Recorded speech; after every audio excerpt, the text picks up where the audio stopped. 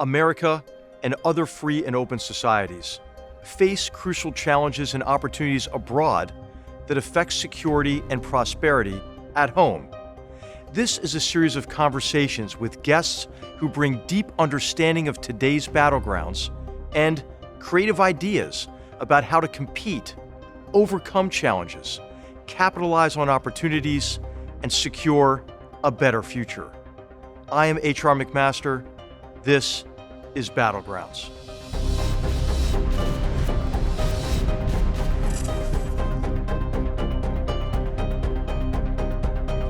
On today's episode of Battlegrounds, our focus is on the continent of Africa and the United Nations.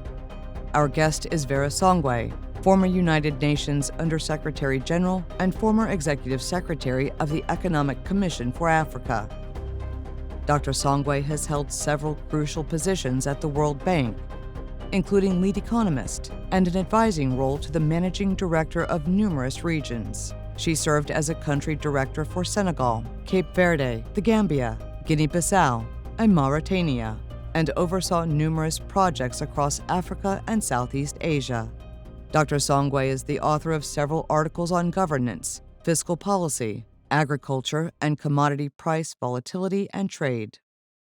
51 nations signed the original United Nations Charter by the end of 1945, after years of discussions between allies regarding the need for an international body to promote peace and prosperity.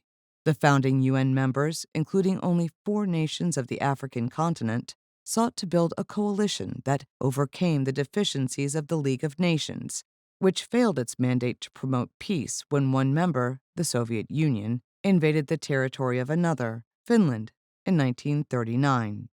The UN's initial mission to maintain global peace in the wake of World War II quickly expanded into a variety of efforts, and agencies focused on those efforts, such as health, migration, climate, and culture.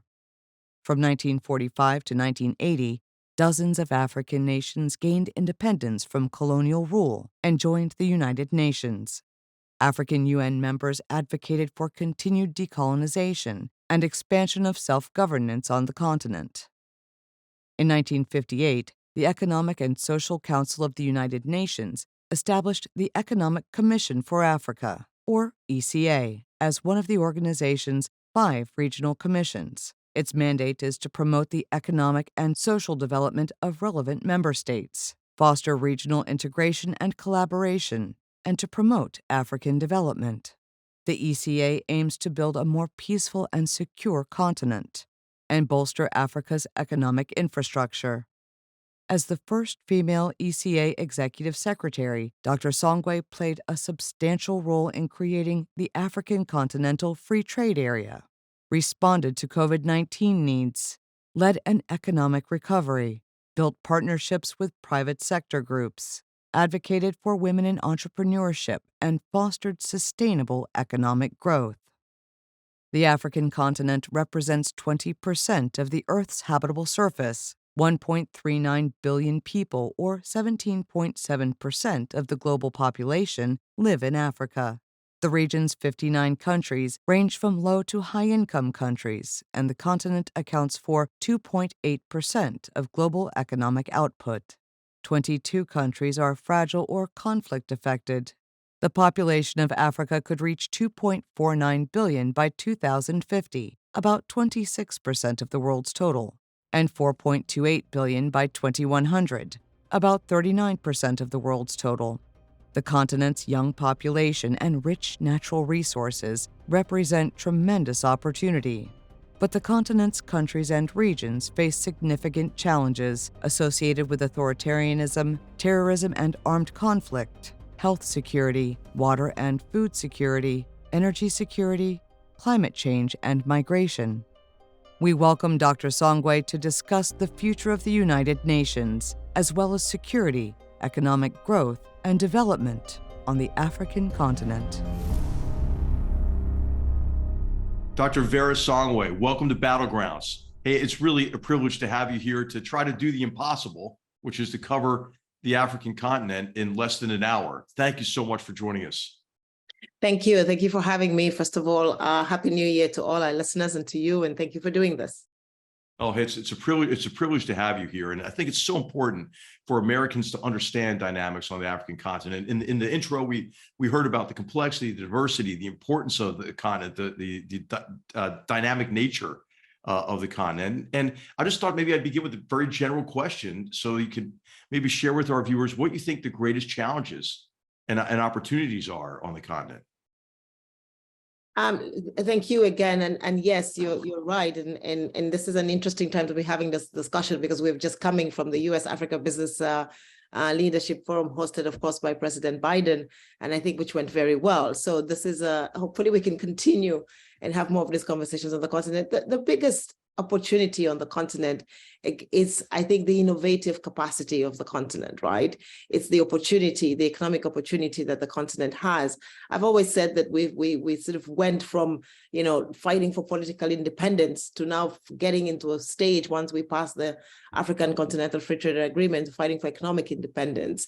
And that really then means globalization and how we interact better and find new markets, provide new markets and new opportunities for the rest of the world. The United States has just passed the Inflation Reduction Act. One of the big points of this act is to say that, the US wants to become more independent on sort of chip manufacturing, push the curve on sort of seeing how we can do more digitization. A lot of the raw materials are on the continent. There's a big component of the IRA that says we're going to pay for businesses to explore in the United States, but we already know where this is found on the continent. So I think being able to create those kinds of partnerships, which will reduce cost, increase production, and end up creating jobs on the continent, so less migration by definition, I think are really where the opportunities on the continent lie. I think the big challenge, like for all of us now, is peace. We just need peace.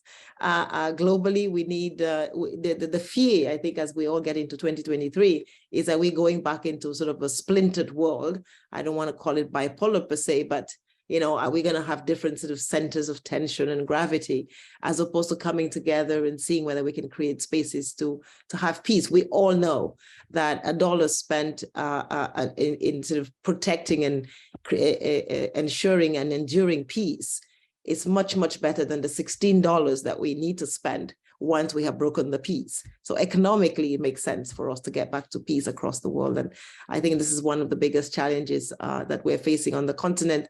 We have, coup d'etats. We continue to have a lot of civil strife in the Libyas of the world that are creating, a Sahel that is unstable. We still have pressures coming from Boko Haram and the rest of the world in Mozambique. And so we also need to be able to address those issues, which are global issues, but are being played out in an African theater. Vera, it is this combination of economic drivers and political drivers, right, of violence on the continent. And what's great about having you on this program is that you're much more than an academic. You've been involved in implementation and running programs to address these challenges and overcome them. Could you tell our viewers a little bit more about what you worked on in the World Bank to overcome some of these challenges, to provide people with hope and employment, and in a way that hopefully can reduce the violence and the drivers of conflict? I mean, I think you raised nearly $50 billion in investment in low-income countries, and how are you deploying, or how do you think those investments ought to be deployed, and what outcomes would you like to see in the areas of economic development, but also, as you mentioned, security, and maybe even incentivizing necessary political reforms? No, thank you very much. I think at the World Bank, I was working on what we call the World's Fund for the Poorest, which is IDA, the International Development Association. So the World Bank has two different pieces of its structure. One is for the more emerging developing countries, the IBRD, International Bank for Reconstruction and Development, which was created immediately after the war. And then we have the IDA Fund, which is the fund for the poorest. And there we were able to raise over $50 billion for development of those countries. But even more recently, just a year and a half ago, with what we call the special drawing rights, we were able to raise $33.5 billion, again, for the continent in the middle of COVID.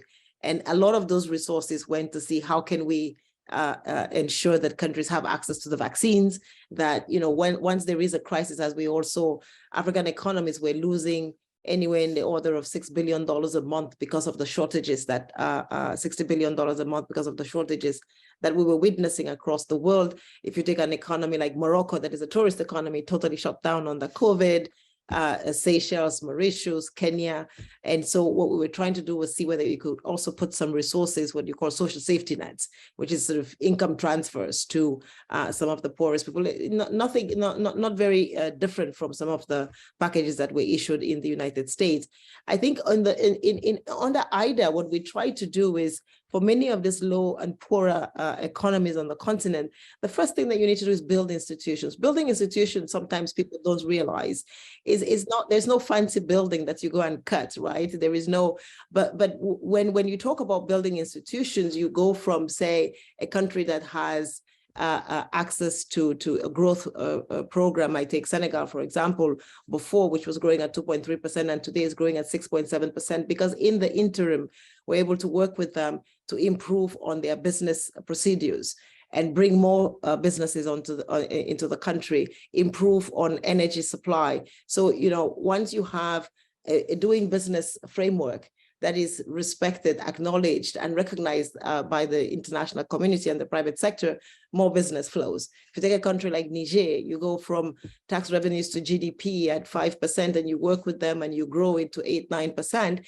it means that they have a lot more fiscal space then to invest in infrastructure, which can then create jobs and bring the foreign direct investment in.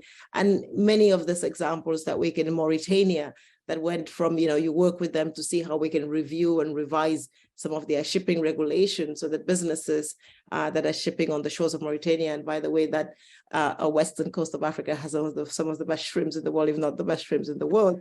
But then we need to protect them in this age of biodiversity and conversations on climate, is to see, you know, from Guinea-Bissau to Senegal to Mauritania, how you can ensure that that works well, you know, police the shipping boats, make sure. So these are the kinds of things that those resources go towards. So initially, you may not see the direct benefit, but in Mauritania, for example, then creating jobs for over, you know, 20,000 women, because the fishing industry is essentially the men go out onto the seas, but the women do a lot of the business that is the manufacturing part of that process. So I think that's where we put those resources to. Today, a big conversation around getting additional resources is really for infrastructure. We still have 600 million people on the continent that do not have access to energy. This is just individuals, let alone talking about energy for industrialization, which is, you know, mission critical. And so how can we make sure that we make those things work? One of the things we did was to then see if we can pool our resources. We haven't yet succeeded in creating a Hoover Dam, right? And so, you know, seeing how one can use that sort of a collective resource across the continent. We hope that with DRC, we can do something like that using the Inga Dam and inspiring ourselves from the US example. So Vera, I'm thinking of two I's, right? Infrastructure and institutions, which you brought up. And I know that you worked very hard on the UN Economic Commission for Africa's mandate and as the executive secretary. And of course, you know, I'm sure you encountered a heck of a lot of challenges to improving economic growth and development. And some of those lie in the areas of governance, which you can get at through institution building. But what I concluded from time working on corruption and organized crime in Afghanistan is the problem often is one primarily of political will. And many of these political organizations are stakeholders in state weakness, because the weakness of state institutions and functions gives them impunity and license to steal. And I wondered if you might just share with our viewers, you know, how did the commission work to overcome those and other obstacles to growth and development? I mean, I think this is a very good question. I think the question around corruption, and we should call it by its name, and I'm on record saying it's one of the biggest cancers for our continent, is really about how that one brings transparency to the system. And I think we are beginning on the continent to see a lot of that happening. You know, if you go to Egypt, for example, now, a lot of the services are only provided digitally. So there's no paper trails, right? You know, the picture of sort of a corrupt system is a system with a guy and a lot of paper around him, right? Because the more paper changes hands and the paper stamps, everybody has to put their stamp on it and get a little, right. A little Exactly. all the opportunities for rent-seeking behavior. Exactly. Every step creates a rent-seeking opportunity. So if you can digitize those, and the French have a very a good word for it, which is sort of taking away the human piece of the engagement, right? If you have that, then one of the things that happens is immediately you get into a space where you have taken away corruption. And we're beginning to see that, I think, again, in Rwanda, of course, in Senegal, in Cote d'Ivoire, many more countries, the whole sort of tax payment systems is beginning to become more digitized, more, e-taxation. We know where the sort of opportunities for graft in our systems are. I think that's an important part. But the other part, which is just as critically important, and as you said, it's political will, is in the event that there is eventually, there is corruption, the penalties for it need to be visible, they need to be swift, and because there has to be a deterrence factor. If there is a sense that, there is no sort of retribution for impunity, then you don't really get I think the reaction that you're looking for. But corruption on the continent, I think, is two ways, because one of the things that we've been working on, and we worked with this with Ngozi as well, who is now the DG of WTO, and Christine Lagarde at the time when she was Minister of Finance of France, it's a two-way street, right? We have to be able there's a lot of sort of petty corruption that happens, but there's sort of grand theft, which we've seen with the Tunisians and, many of the countries that sort of where we have looting, massive looting, with resources moving into other geographies, and how we can sort of work with the international community to get back those stolen assets and bring them back to the continent. And DRC, again, is another case in point where there's tons of stolen assets. Nigeria has, we got some resources returned from the Abacha days. I think the international system, and I think on the Dodd-Frank in the United States, at some point, there was some work that was being put in place to see whether we can unpack that. The danger sometimes with some of these policies is that in the interest of doing a lot of goodwill, we end up sometimes, doing a few bad things. And so for Dodd-Frank, for example, one of the components is around sort of minerals and ensuring that there is no sort of, blood minerals or blood diamonds in the system. But just putting that law, what ends up happening is it actually disincentivizes, because we do not create the institutions to make the law effective, right? So there's a Kimberley process, for example, on diamonds, where we can sort of work on it and identify and track, and with digitization, you can do that. But we haven't done something similar for the other commodities on the continent. So Dodd-Frank today fights corruption, yes, but it fights corruption by just stopping all US investments into the sort of resource sector of our continent, because nobody wants to touch that, because then you get into trouble with Dodd-Frank. So I think we do need to work on how we can make sure that the laws build institutions and not just sort of penal cases for the investor, and something that we could work on.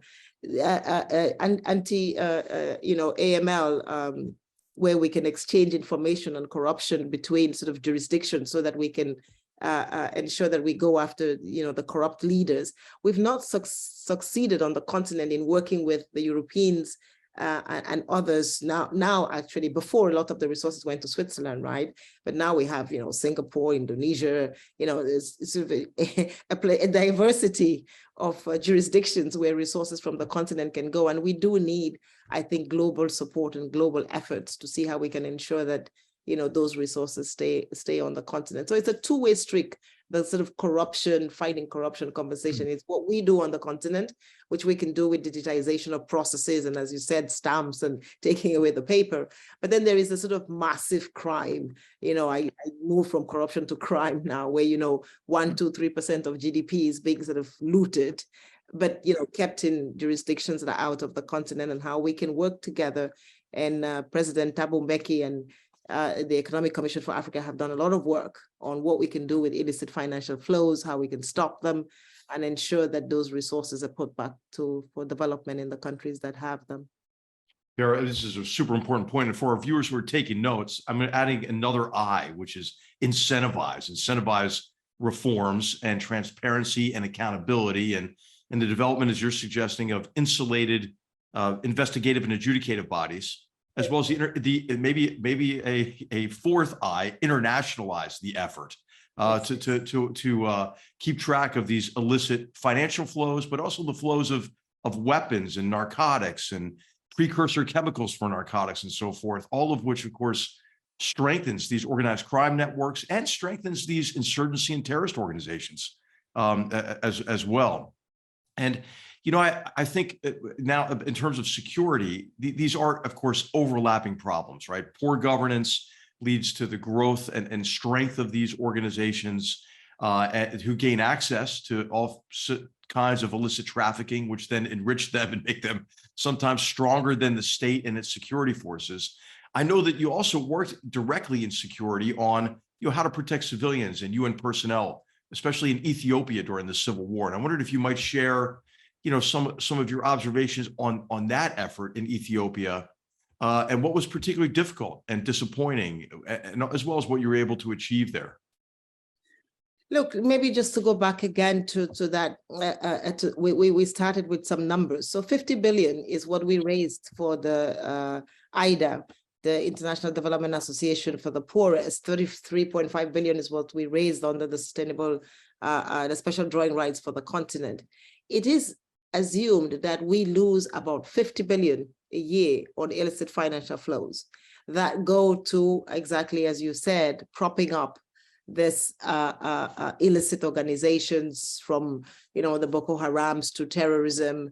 And so I think when we talk sort of in global conversations around even securing the peace, and as I said initially, you know, it's $1 to protect the peace, it's $16 to bring back the peace. So the economics of it are very clear in every jurisdiction. I think that what the big message that one learns from all the conflicts on the continent is essentially that, you know, the faster actually that we don't want conflicts, you know, it's prevention of the conflict is the first thing, because once the conflict begins, it's a lot more difficult to stop it. This is, and I think we're seeing it in all geographies across the world, right? It's a disaster in the Sahel now. You mentioned Mozambique, where, where the terrorist problem is growing by orders of magnitude. I mean, Somalia, as everyone knows, has been, you know, in conflict for so long, and I mean, it's just really become a crisis across much of the continent, from West Africa all the way to the Horn. It has become a crisis, and I think it's a crisis that, again, we go back to the word institutions. One of the things, how, you know, what are the challenges? What are some of the lessons that when one looks back, one thinks about is, you know, I don't know that we have the sort of kind of military colleges that we need to build the kinds of, you know, General McMasters of the continent that can both, you know how to keep the peace, you know, build the peace, because the peace is not just about keeping it, right? It's about building it continuously. I think we always take for granted the presence of peace, but actually keeping and protecting peace is a lot more difficult than going into war. It's actually going into war is probably a much easier option in many cases. And so I think the continent needs and requires, and it's not just the continent, it is, again, a global issue, because we've seen when we have issues, or whether it's on the Horn with the terrorists and the sort of hijackers, and or in the western part of the continent, I come from Cameroon, you know, what we see is the pirates on the high seas essentially are attacking all of us, right? It's economic assets that are coming from the rest of the world that are being attacked and pirated. And so we do need, and those pirates eventually become the ones who then prop up the terrorists that we see in Mozambique, or the terrorists that we see in Kenya, Nigeria, Cameroon. So essentially, I think that we do need to look at it as a global problem. It's a global security issue. I think one of the problems we have today is we have not looked at it as a global phenomena. So we've sort of dealt with Afghanistan, and then, you know, we go and we deal with Iraq, and then, you know, we deal with Iran, and we deal with Syria. But all of those, you know, the Syrians are showing up in the Sahel, right? Absolutely, yes. So North Africa is one of the greatest recruiting grounds for ISIS in Syria and in Pakistan and Afghanistan. ISIS is a great example of this, as well as Al-Qaeda, the degree to which they have reach all the way from West Africa into Central Asia. They're globalized. And so we must deal with them as global phenomena. And I think that the leadership on the continent has always called for this, has asked, you know, we have sort of individual national consultative conversations around these issues, but they are not individual national issues. They really are global issues, and we've seen how spread. They can sort of how quickly they can spread and how debilitating they can become. I mean, today we have lost the Sahel, essentially, because of the crisis in Libya. And let's not forget that, again, one of the things as a continent we've been talking about is the crisis in Libya essentially is an exported crisis or an imported crisis. It's parties from out of the continent that created this crisis in Libya. And today we are left with, how does Africa deal with it on its own? And it's I think for the youth of the continent, it's a little bit unfortunate that, but the opportunity again is this youth, I think, are more willing, more ready, and more able to have discussions that are global and finding sort of global solutions to those problems that will, see how we bring peace, not just to Libya, because we need peace in Libya, but we also then need peace in Niger, where you have leaders that have a development agenda for their country, but can never put it in place because every other morning we're dealing with a security issue, or in Togo or in Burkina Faso today, which was, many years ago, we would have never thought that anything happening in Libya will impact Burkina Faso. But today, Burkina Faso is wrapped into all of the Sahel's problems, and we hope that it doesn't spread even more. And Libya's become a transit country for refugees coming out of the Sahel, much like Mexico has become a transit country for countries that have security issues and economic deprivation in the Western Hemisphere.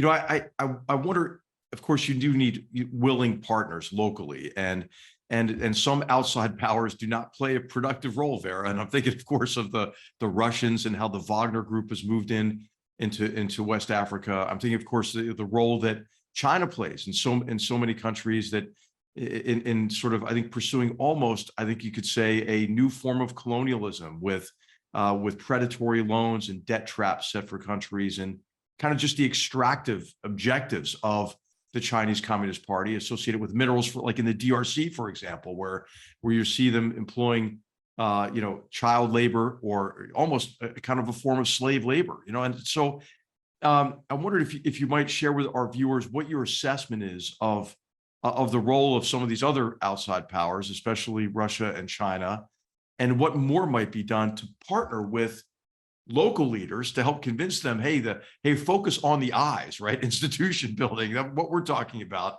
and pick some different partners to work with. I mean, this is a great question again, and because of the U.S. Africa Business Leadership Summit. And I want to go back to this and Dodd-Frank and the minerals, because a lot of our resources, Africa is resource rich. We have, 70% of the minerals that the world needs, but institutions are important. And the reason why, and many people don't know this, the reason why we sell the minerals to China is because the US market is closed because of good intention. The good intention was the US does not like child labor. So the US says, we are not going to bring in any minerals that are produced or mined with child labor. So Congress passes a bill that says no child labor. And what is the reaction of US business? Because we cannot determine whether there is one child that was used in the process, we just are going to shut ourselves out of the whole market. And so what has actually happened is a bill that was very well intentioned has ended up saying no minerals from Africa into the United States. Right, so, and it's even worse because those minerals are going to factories in China that are using, Uyghur slave labor, for example. So I mean, I think I don't know about that, but I think the point then is we have, as the United States and Africa, a way of doing this. Create an institution that oversees, that monitors, that regulates, that supervises, and that puts a label that says— and audits these supply chains. Absolutely. I think if any of our listeners are looking for a business idea, right, come up with, a model for auditing supply chains and pulling the curtain back on. And if any of our listeners and if any of the business community is interested, I mean, the value of this market is a $30 billion commodity market, right? So this $30 billion commodity market today goes to the East. And, I'll tell you, Vera, hey, don't you think forced labor should be an ESG issue. So I think, I think this should be a topic of conversation in every boardroom as well. JP Morgan today spends, or, the financial sector, the top 5-10 large banks in the United States, they spend anywhere in the order of $200 to $300 million a year trying to comply with ESG regulation, right?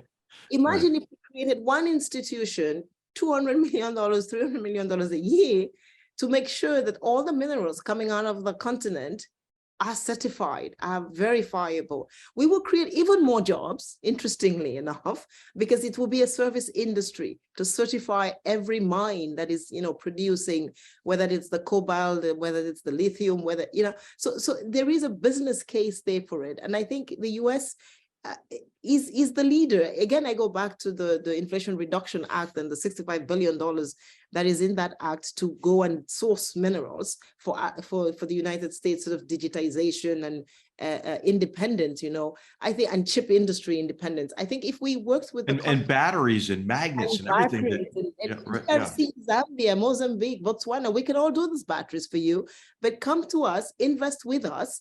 We can make sure that we are not using child labor. We can use in DRC, they've started working with the Economic Commission for Africa. They've started an institute to educate a new set of engineers so we'll put those kids back to school because we're going to need them. We're going to need their brains back in the battery factories. Today, we don't have enough of the engineers that we need to create this battery. So I think there is a win-win solution here. My sense is the conversation that goes by, Africa needs to stop selling its minerals to other geographies. As long as we have a constraint that says you can't send it to us, we need to sell it.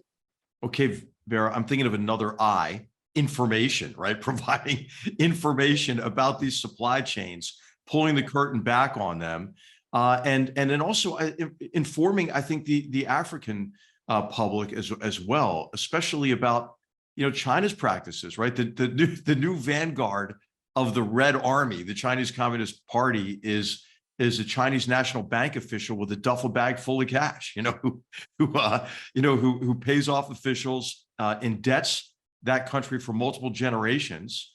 And then what you get is a Chinese company, with Chinese workers who get paid in a way, and their money goes back to China, and it doesn't have that lasting benefit for the continent. So I'm hoping that this new initiative in the U.S. is going to be helpful, but also you have a lot of experience in this, in the financial aspect of sustainable economic development and growth. And I'm thinking about your work with the Liquidity and Sustainability Facility.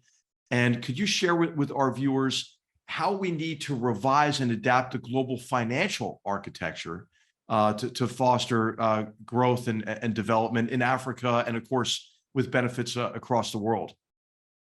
Now, thank you. Thank you for giving me the opportunity to talk about this, because I actually think that one of the biggest missing institutions on the continent today are the financial institutions. I tend to say that the Bretton Woods institutions were created after the war 70 odd years ago, essentially when we were all low-income countries.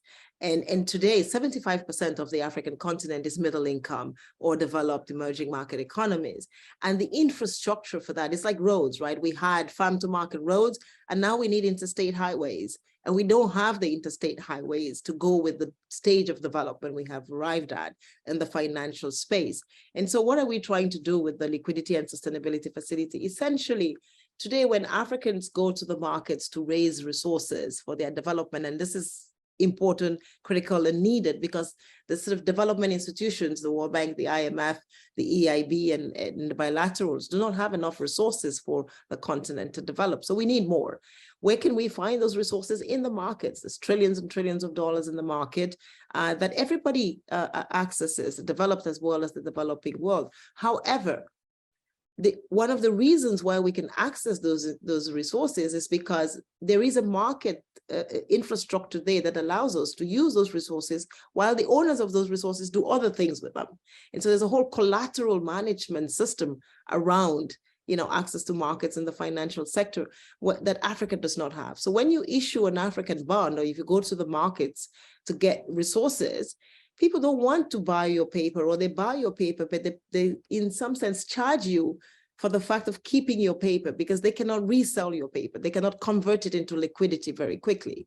So essentially, I don't want to hold paper from Africa that I cannot convert into liquidity, because when I need liquidity very quickly, then, I can, liquefy a US Treasury bill. I can liquefy a UK gilt, but I can't liquefy a bond from a random country on the continent. So then I charge you for that cost of sort of holding illiquid cash.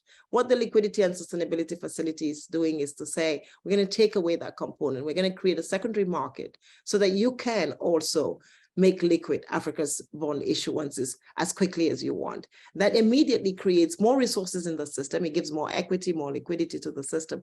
And I give an example because sometimes it seems very far away. If you look at just a few months ago in the UK, when we had the crisis and interest rates were going up, and the UK government could not service its sort of needs, to make its honor its obligations. What did the Bank of England do? The Bank of England came in and provided liquidity to the UK government at accessible rates. It also provided liquidity. A lot of the businesses were able to mortgage or collateralize some of their assets to get liquidity quickly to pay for some of their bills that were coming due, for which they couldn't have access because the markets had essentially shot out on the UK. That essentially is what we're trying to do for Africa. And there is a difference between needing liquidity and going bankrupt or becoming insolvent. The problem on the continent today is the minute a country has a liquidity crunch, we say, oh, they have a debt crisis. So we move them from just having a temporary liquidity crunch to a debt crisis, which is a lot more difficult. The markets react a lot more stringently and penalize you a lot more when you have a debt crisis. If you have a liquidity crisis, which we could solve it much faster, and you could continue to grow. So I think we are also giving the space for the continent not to have the sort of fits and starts where every time there is a liquidity crunch, it's converted into a debt crisis, and then we have to sort of fall back to the bottom and start up again. And putting Africa on par with the rest of the developing world that has access to the kinds of resources it needs. We have just seen 5 external crises. We've just talked about the crisis on sort of instability, peace, which is essentially external to us as a global crisis. We have COVID, we have climate, we have inflation in the United States that is also hitting. And so, and then of course, a lot of the political crises on the continent. Once you have all of that, and then we have the shock of China's growth. We talk about China on one side, but China essentially was one of the countries pulling global growth. When China grows from 10% growth to 2.7% growth, it means that it's global demand that contracts enormously. And the rest of the world sort of needs to, today we're worried about sort of a huge reopening of China and whether that will then continue to, fuel inflation, or will it contain inflation, but it has done the reverse as well. So I think we do need to find the kinds of financial instruments that will allow Africa to build an economic base that is more resilient to this kinds of, persistent shocks. And one thing we know for sure is we're going to continue having a lot more shocks in our system. Well, Vera, I think your perspective is particularly valuable on all of these problems because you've worked across all of these problem sets and you understand how they're interconnected. And I think one of the deficiencies that we have in talks about climate and the effort to reduce carbon emissions is those conversations often happen in a way that is disconnected from the need for continued economic growth and development, and it's disconnected from energy security issues, which are really important on the continent. And we were talking a little bit about this artificial concentration of so much of the world's manufacturing on the southeastern coast of China. Well, of course, one of the ways that that's happened is really no or very low ecological standards and standards associated with carbon emissions, right? I mean, I think the Chinese, we're building up to 80 coal-fired plants a year, financing 80 coal-fired plants a year, many of them in Africa. And you've worked very hard on climate issues. Could you share with our viewers what you think is a viable path ahead in terms of reduction of carbon emissions, but also in a way that preserves energy security and allows for the economic growth and development that's necessary to lift people out of poverty, give them future generations a better life to live. Oftentimes, Vera, I think it's kind of a false dilemma. I mean, if we think about these interconnected problems, we can maybe get something done. So I know that you co-authored a report on finance for global action. You're part of the roundtable of UN climate champions. You've been involved with this for a long time. what is your perspective? What can we do to have a more rational and effective approach to these interconnected problems? Now, thank you. I think that the climate crisis is the crisis of our time. It is the crisis of our generation today. And I was honored to work with Professor Stern, Nick Stern, on this report on finance for climate action. And essentially, we say in the report that, addressing the climate challenge is not a nice thing to do, or, something that we do once we're done doing everything. It is the thing to do. It is crucial. The precipice is upon us, and we must address it. At the same time, part of addressing it is looking at where we are today. We know that 20 countries in the world, of which, the top 5, the United States, China, Germany, India, are some of the largest polluters in the world. And the question then becomes, how can we move from sort of that set of large polluters into a net zero environment between now and 2050? What are the trajectories? What are the paths? A big question is, if you look at Norway today, because of the crisis in Russia and Ukraine, is producing more gas than it has ever done in all of its history, right? And it has allowed countries like Germany to go from almost 0%, from 23% procurement of gas from Russia to zero today.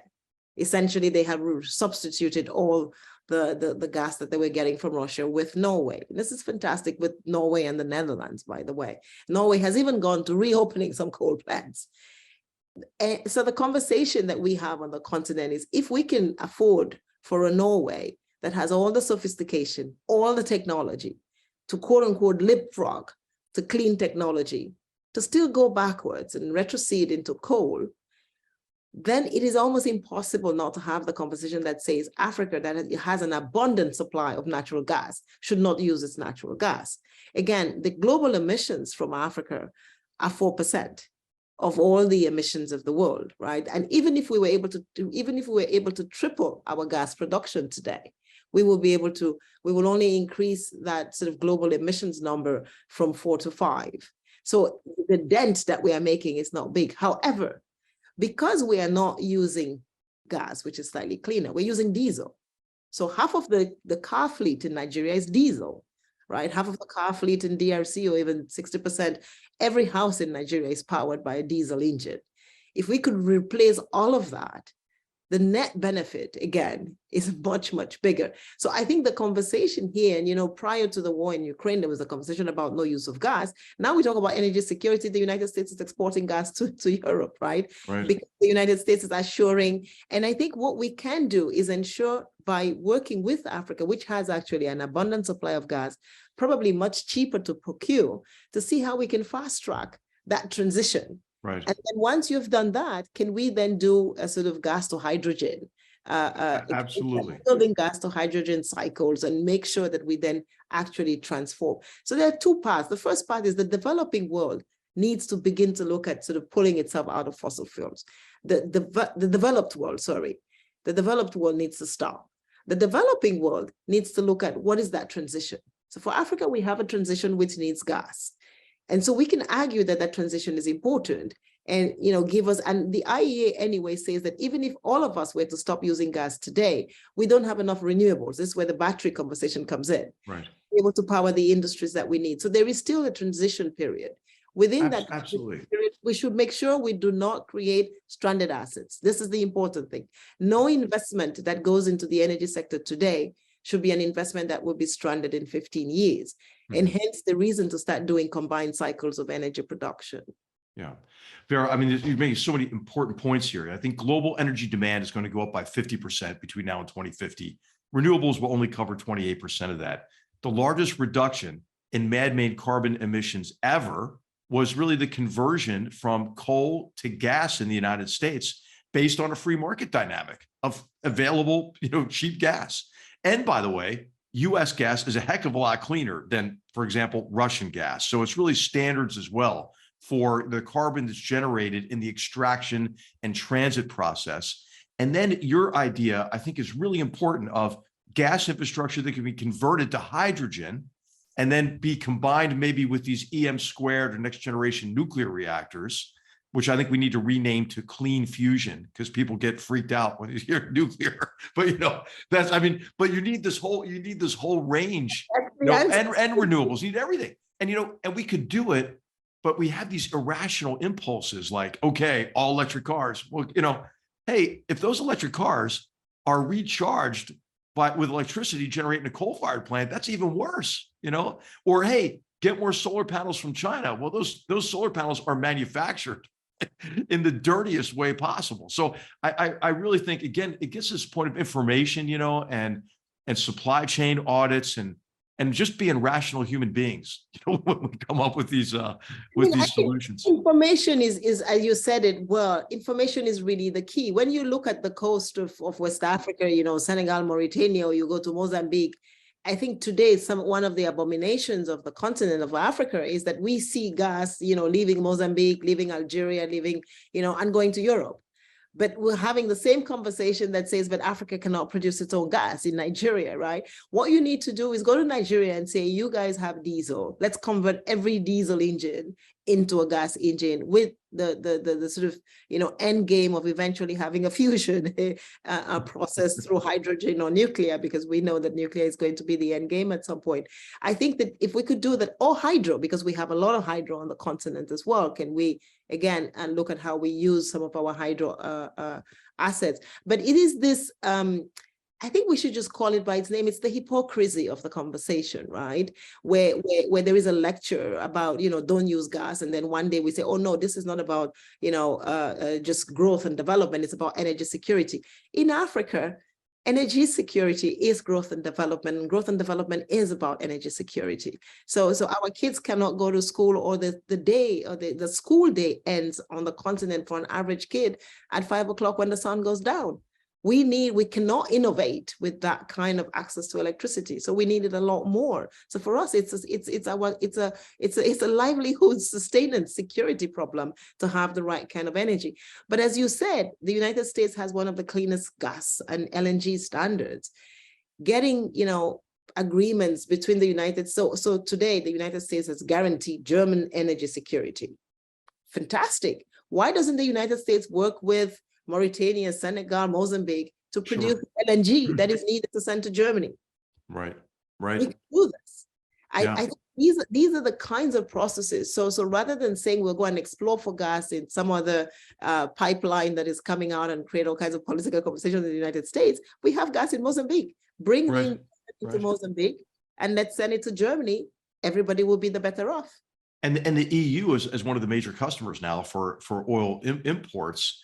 Exactly. Could impose, some sort of a tax on gas that is less clean, for example. I mean, I think, this point of the other eye we're talking about is incentives, right? Incentivizing, the kind of development of clean extraction and transit of natural gas as a bridge away from coal, because as you mentioned, I mean, Germany shut down their nuclear reactors and then they fired up their coal-fired plants again, at the same dynamic for understandable reasons after the Fukushima disaster happened in Japan. It's like we're doing the opposite. Companies are asking South Africa to, we have the JETPs and South Africa is working to move out of coal, but now coal has become, the rate of return on coal investments in South Africa is probably, it's becoming more lucrative, just as in Norway, by the way. And so there is a conversation about, should we open up some coal plants? But I think that if we could use US technology and say, we wanted to make sure that Europe got the energy security it needed, but with the best technology and with affordable, accessible gas, which is sitting on our continent in any one of the Tanzania, I mentioned Mozambique, but you can talk about Tanzania, you can talk about Kenya, of course, on the other side, Cameroon, Senegal, Mauritania, there is gas all over that, the West African coast. So I think the question again is, what is the incentive? What is the incentive structure that allows US LNG firms to come and work in Africa? Where are the financial resources? I must say today that, the US infrastructure with DFC and MCC and US Exim, there is an infrastructure there that could actually accompany these firms. And this is developed for our listeners, the Development Finance Corporation, Export-Import Bank, combined with another organization to be able just to underwrite risk for viable investment opportunities abroad. And I think it's a very important initiative, still a little bit underutilized. We need to get more American companies excited about the business opportunities in Africa. And that's what we're trying to do with the U.S. Africa Business Leadership Food Initiative. We call it the Food Initiative, but it's actually looking at energy, it's looking at digitization, it's looking at infrastructure improvements, storage, because a lot of sort of food security really depends on many things that are not on the farm, right? And so, of course, there's going to be a lot of work on improving the seeds and the quality, but the whole sort of transportation and financing process is going to be just as important. So we hope that we can work with you would have noticed by now from the questions you're asking and from my answers, my approach to a lot of this is, yes, we can complain about everything that we don't like, but we can find solutions that make it, as you said, market-based competitive. If the United States can show us market-based competitive methods of producing LNG, of exporting our commodities, of buying our gas, we wouldn't need to look at other geographies. The exports of Africa to the United States are dropping at an amazing rate. And so if we could, you have been overtaken by, Europe was always the largest, our largest export and import destination, but China has risen, India has risen, Africa is almost larger than you guys, right? So I think the question is, how can America, with all of its competitive strength, come back and take the space? I have done a paper that shows that when Africa trades with the United States, we add more value, we create more innovation, we create more jobs over the long term. So it's a no-brainer for a business on the continent to do business with the United States, but we need to create the incentives and we need to create the institutions that make that happen. Yeah. Vera, absolutely. And, the Hoover Institution is the home of Milton Friedman. So this is music to the Hoover Institution's ears about free market solutions, And so I wonder if we might just then talk about aid and what makes aid effective. And I think it's clear from our conversation, you believe that the best aid is a viable sort of economic and financial relationship that unleashes the free market and creates opportunities, right? And in countries that have the institutions to ensure that resources aren't diverted, that there can be an investment in infrastructure and institutions. But what do you think have been the most successful frameworks for international assistance that you've seen? And so I'm thinking of some recent criticisms, of aid. Dambisa Moyo's book, Dead Aid, highlights that donors and recipients form these dependent relationships, right? That benefit the donor more than they do sometimes the recipient, and disenfranchise maybe even the recipient. Or Mark Moyar's observation in a book called Aid for Elites, where he says that aid efforts disappoint because of, as you've already mentioned, underinvestment in human capital and underinvestment in institutions. So in your experience, could you maybe take a critical view of aid and then how aid should shift to take maybe advantage of the free market and to be more effective? I mean, I think there are two ways of looking at it. One of them, of course, Jeffrey Sachs and the others who talk about, putting a lot of aid into sort of the social sectors, education, health, and, essentially grant resources, not because when we talk about aid, I think people get confused. So just for the purposes of our listeners, there is in the aid infrastructure, there is grant aid, which is essentially non-returnable resources that are given to countries. And then there is aid, which is loans, which essentially is, but very concessional, cheap, more lower than market price cost loans that are given depending on your development needs and your stages of development. So I think if we take the first one, which is the grants sort of component, which is what you get with IDA, the sort of International Development Association part. This is sort of 40-year loans at 10-year grace. Essentially, there's nothing to pay back. I think Jeff Sachs makes the case for that. Maybe what we need to do is throw it at education, throw it at health, throw it at some of these public goods resources that we need. And then there is a conversation that happens, and I think at the Hoover Institution, you're doing a lot of work already on this, around infrastructure. Infrastructure, we know, is an investment that over a 10 to 15-year period can begin to make a rate of return that the markets accept. As a matter of fact, today, if you invest in energy on the continent, you're making 18%. We have sort of the best investment opportunities on the continent if people will just sort of, take a second look at it. Solar energy investments on our continent are probably some of the highest in the world today in rates of return terms. in the financial sector the same. I think what we need to do is to say, what is the sort of, what are those grant resources or concessional resources, and which one do we apply to what segment of the population and the economy?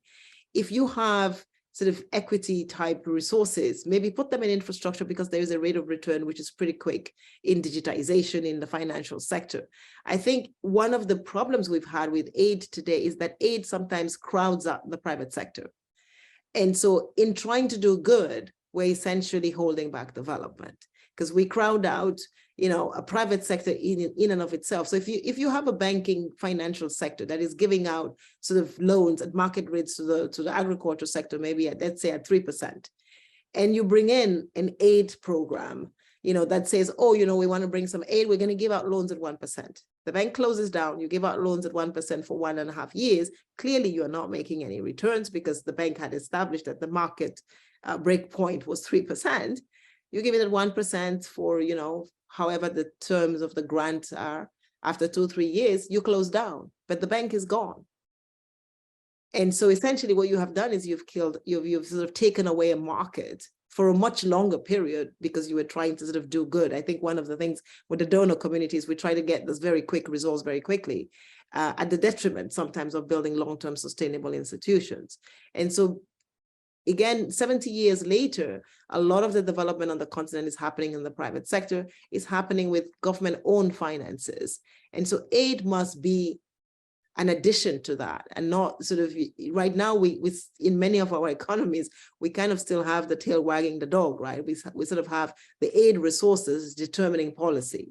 And that cannot be the case in an economy. If you look at the Nigerian economy, you know, aid is a very, very small fragment of that. And so it's very difficult to have aid being sort of useful. So then you have a small community that kind of hijacks the aid and does, you know, not necessarily market creating, market enhancing, or market developing activities. Then you get the criticism around the aid. But when aid works and works well, then, you know, we've seen it do very, very good things in many countries, you know, Nigeria, Niger, particularly the conflict affected countries, Guinea-Bissau, you know, where you've really seen aid do transformational things. In the developed countries, of course, we've worked, you know, with some of the more emerging market economies in the Seychelles of the world and Mauritius to sort of support their financial sectors, you know, strengthen the infrastructure for regulation, because, you know, as you develop, the sort of needs that you have are slightly different. You need basic infrastructure, but as you go up, then it's sort of how you immerse your economy into the rest of the world, and that is mostly regulation. So we've done a lot of that with aid, and it's very effective if it's done well, and if it's, you know, done with the countries, as opposed to, you know, done as, you know, Washington consensus that is being imposed on those countries. But now in most of the African countries, if not all, you know, the leadership, when well chosen, is educated in the same schools. So it's very easy to have those conversations about the direction of development. Vera, you know, the last two questions I have, because we're out of time already, but there's so much to talk about, is a follow-on to that in terms of medical assistance. And I'm thinking, of course, of PEPFAR, the President's Emergency Plan for AIDS Relief that was initiated under George W. Bush.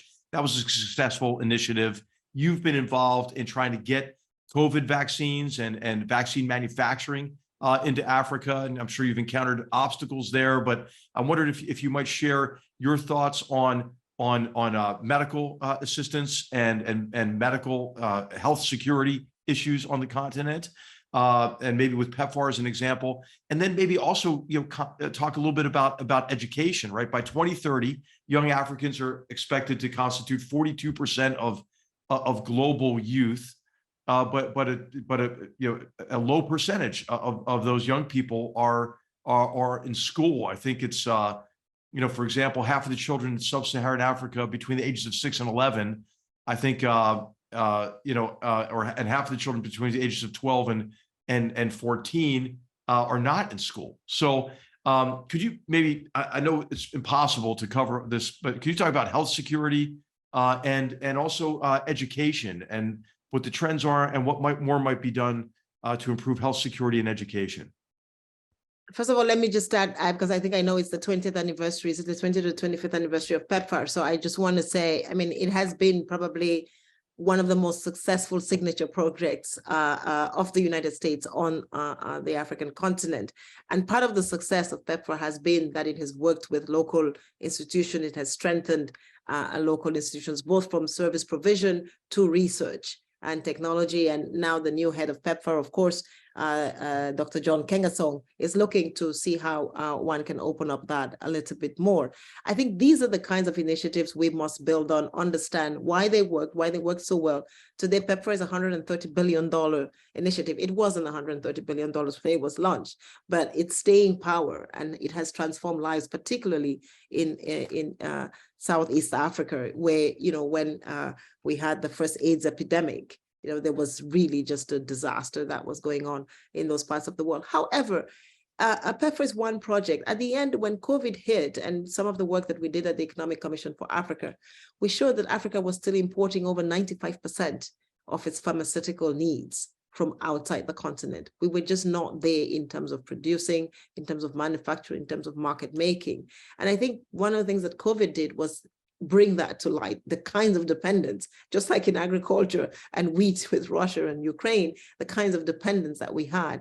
And I think part of it is linked to education. If we don't have the right research, if we're not educating our kids enough to go into the right sort of, segments of research for education and for production of pharmaceutical components, but also creating markets with regulation and incentives, then we will never be able to, I think, get the kind of health security and education security that we need. So I think one of the things that we're working on now with the United States, we hope another kind of presidential initiative comes out of it, is this food security initiative, where we can do some research on what are the right kinds of commodities that we need. How can we produce more on the continent for the rest of the world, so we don't have wheat independence in one geography of the world? Maybe we can spread it out, and Africa has the ability to be one of those geographic locations where we do that. But again, it's education, right? It's what kind of wheat resilient wheat in this climate, sort of rapidly changing climate environment that we are in today. And so the whole sort of education conversation is education for what?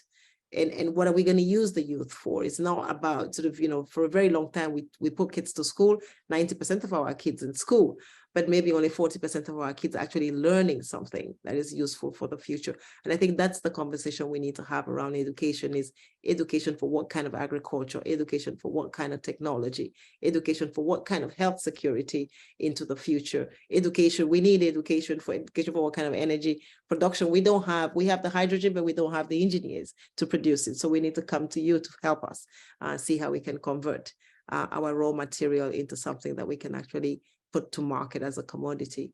So I think that kind of educational conversation must come up with, what makes Africa competitive, and how does Africa go from where it is today with commodities and an asset that is its youth. But a youth that is uneducated is a liability. An educated youth is the biggest asset we can have. Vera, well, thanks to you, I think we did it. I mean, we covered a lot of ground, and our team was talking about, like, how are we going to cover Africa in an hour? And I said, well, I mean, maybe we just invite the right guest, which we did. I can't Ask thank the right you. Questions. I can't thank you enough. Any final words for our viewers? No, I mean, as we go into 2023, I think that, again, the world is in crisis, and we're all trying to see how we navigate this crisis. There's a lot of conversation around, friendshoring, onshoring, breaking up supply chains. I think it's right to bring supply chains closer to the economies, but I think that the fastest way that the world grows is through trade, through a more global, more transparent exchange mechanisms. And so I think creating the kinds of infrastructure, that's what WTO is doing. That's what we're trying to do at the Economic Commission for Africa. That's what the AFCFTA is trying to do.